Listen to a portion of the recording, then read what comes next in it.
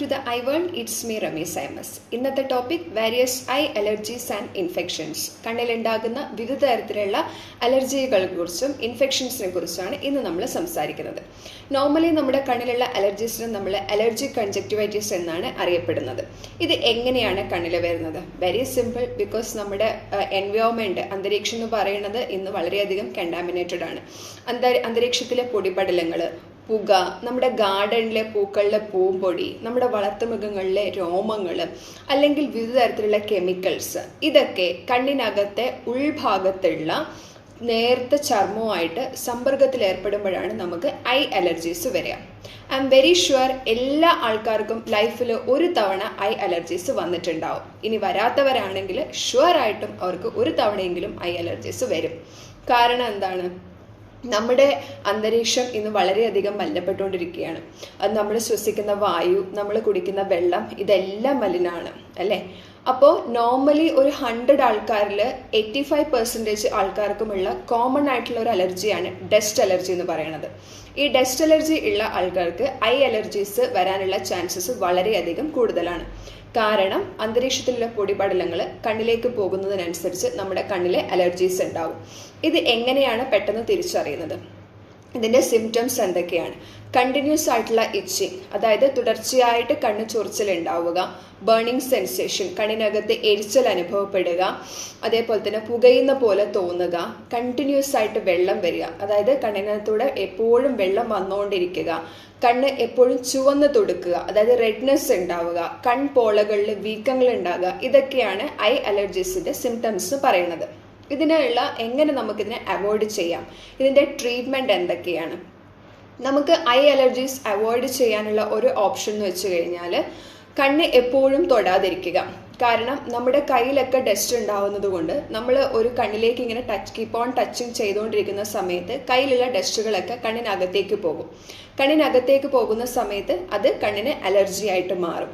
അപ്പം നമുക്ക് എന്താ ചെയ്യുക? നോർമലി നമുക്ക് കണ്ണിന് എന്തെങ്കിലും പോയി കഴിഞ്ഞാൽ പെട്ടെന്ന് നമ്മൾ കൈ ടച്ച് ചെയ്യും, നമ്മൾ ചൊറിഞ്ഞുകൊണ്ടേയിരിക്കും.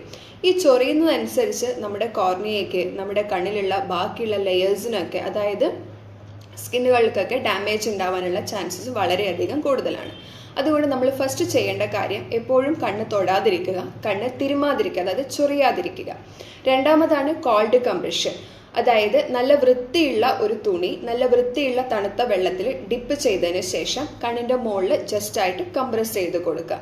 ഇത് ഒരു പരിധി വരെ നമുക്ക് ഐ ഇച്ചിങ്ങിനെയും ബേണിംഗ് സെൻസേഷനെയൊക്കെ തടയാൻ പറ്റും. മൂന്നാമത്തെ ഓപ്ഷനാണ് ആൻറ്റി അലർജിക് ഐ ഡ്രോപ്സ്. അതായത് അലർജിയുള്ള പേഷ്യൻസിന് എപ്പോഴും കണ്ണ് ചൊറിച്ചൽ, വാട്ടറിങ് ഒക്കെ വരുന്ന സമയത്ത് അത് കൂടുതൽ ക്രോണിക് സിറ്റുവേഷനിലേക്ക് പോകാതിരിക്കാൻ വേണ്ടിയിട്ട് നമ്മൾ ആൻറ്റി അലർജിക് ഐ ഡ്രോപ്സ് ഒഴിക്കുക. അത് നമ്മളായിട്ട് പോയി വാങ്ങിക്കാതിരിക്കുക. നമ്മളൊരു ഒഫ്താൽമോളജിസ്റ്റിനെ കൺസൾട്ട് ചെയ്തതിന് ശേഷം അവരുടെ നിർദ്ദേശപ്രകാരം ഏത് ഡ്രോപ്സ് ആണ് നമുക്ക് ആവശ്യം എന്നറിഞ്ഞതിന് ശേഷം ഒരു ആൻറ്റി അലർജിക് ഡ്രോപ്സ് നമ്മൾ ഒഴിക്കുക. പിന്നെയുള്ളതാണ് ലൂബ്രിക്കേറ്റിംഗ് ഐ ഡ്രോപ്സ്. അതായത് എപ്പോഴും ബേണിംഗ് സെൻസേഷൻ, പ്രിക്കിംഗ് സെൻസേഷൻ ഒക്കെ അലർജി ഉള്ള പേഷ്യൻസിന് വരാനുള്ള ചാൻസസ് വളരെ കൂടുതലാണ്. അങ്ങനെയുള്ള ആളുകൾക്ക് ലൂബ്രിക്കേറ്റിംഗ് ഐ ഡ്രോപ്സ് യൂസ് ചെയ്യുന്നത് മൂലം നമുക്ക് ഈ പ്രിക്കിംഗ് സെൻസേഷൻസും ഒരു പരിധി വരെ ഇച്ചിങ്ങും ഒക്കെ തടയാൻ പറ്റും. അപ്പം മാക്സിമം നമ്മൾ ഐ ടച്ച് ചെയ്യുന്നത് ഒഴിവാക്കുക.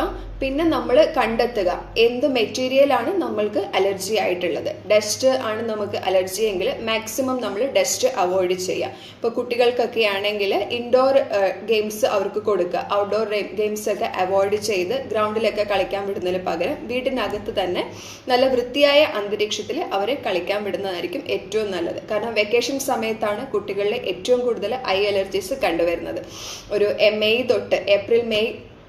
ഏപ്രിൽ തൊട്ട് മെയ് വരെ, സ്കൂൾ തുറക്കുന്നതിന് മുമ്പ് വരെയുള്ള കാലയളവിലാണ് എൻ്റെ മുന്നിൽ ഒരുപാട് കുട്ടികൾ അലർജി ആയിട്ട് ഞാൻ കണ്ടിട്ടുള്ളത്. ആ സമയങ്ങളിൽ നമ്മൾ പാരൻസ് വേണം അവരെ ടേക്ക് കെയർ ചെയ്യാൻ വേണ്ടിയിട്ട്. അതായത് ചെറിയ കുട്ടികളോട് നമുക്ക് ഒരു പരിധി വരെ നമുക്ക് അവരെ ഹാൻഡിൽ ചെയ്യാൻ പറ്റും. പിന്നെ കുറേ കഴിയുമ്പോൾ അവർക്ക് പിടിവാശിയൊക്കെ ആയിരിക്കും. അപ്പം മാക്സിമം അവരെ ഔട്ട്ഡോർ ഗെയിംസിൽ നിന്ന് അവോയ്ഡ് ചെയ്ത് ഇൻഡോർ ഗെയിംസിലേക്ക് കോൺസെൻട്രേഷൻ കൊടുക്കുക. അപ്പോൾ അലർജി ഉള്ള ആൾക്കാർ കുറച്ച് ദിവസം നമ്മൾ വെയിറ്റ് ചെയ്യാം. ക്രോണിക് സിറ്റുവേഷനിലേക്ക് പോകുന്നതിന് മുമ്പ് തന്നെ നിങ്ങൾ ഡോക്ടറെ കാണുക. ഡോക്ടറെ കണ്ടതിന് ശേഷം അവർ സജസ്റ്റ് ചെയ്യുന്ന anti allergic eye drops use ചെയ്യുക.